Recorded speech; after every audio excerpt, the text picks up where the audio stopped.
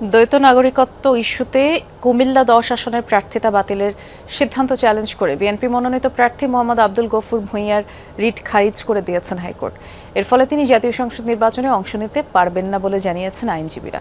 আজ বিচারপতি রাজিকাল জলিল ও বিচারপতি মোহাম্মদ আনোয়ারুল ইসলামের হাইকোর্ট বেঞ্চ এই আদেশ দেন। আদালতে রিটের পক্ষে শুনানি করেন ব্যারিস্টার ফিদা এম কামাল, ব্যারিস্টার রুহুল কুদ্দুস কাজল। অভিযোগকারীর পক্ষে ছিলেন অ্যাডভোকেট মোহাম্মদ হোসেন লিপু, অ্যাডভোকেট ইউসুফ আলী, আর ইসির পক্ষে ছিলেন অ্যাডভোকেট ইউসুফ আলী। গত ২০ জানুয়ারি দ্বৈত নাগরিকত্ব ইস্যুতে নির্বাচন কমিশন কুমিল্লা ১০ আসনের প্রার্থিতা বাতিল করায় হাইকোর্টে রিট করেন বিএনপি মনোনীত প্রার্থী মোহাম্মদ আব্দুল গফুর ভূঁইয়া।